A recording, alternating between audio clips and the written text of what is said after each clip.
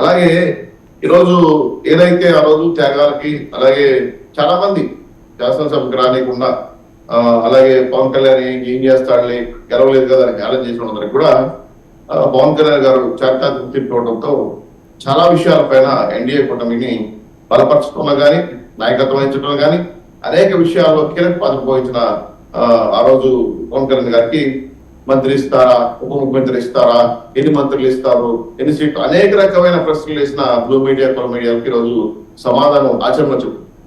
ఈరోజు 21 సీట్లు 100% tiger strike out గెలుచుకున్న పవన్ కళ్యాణ్ గారికి ఇంకా మా నాగబాబు గారికి ఇస్తే అదొక 3వ మంత్రి వర్గం అవుతుంది. అయినా సరే ఇక్కడ సీట్లు కాదు ప్రాధాన్యత. పార్టీ 3 కుటుంబాలు ఏవైతే నిర్ణయించుకొని రాష్ట్ర అభివృద్ధి కోసం పెరగడున్నామో అందులో భాగంగా ఖచ్చితంగా వారికి ప్రయారిటీ ఇస్తున్నారు. ఇంకా వాళ్ళు చేసిన త్యాగాలు, వాళ్ళు ఇచ్చిన అవకాశాలు శాసనసభంగా నాగబాబు గారికి వచ్చినా సరే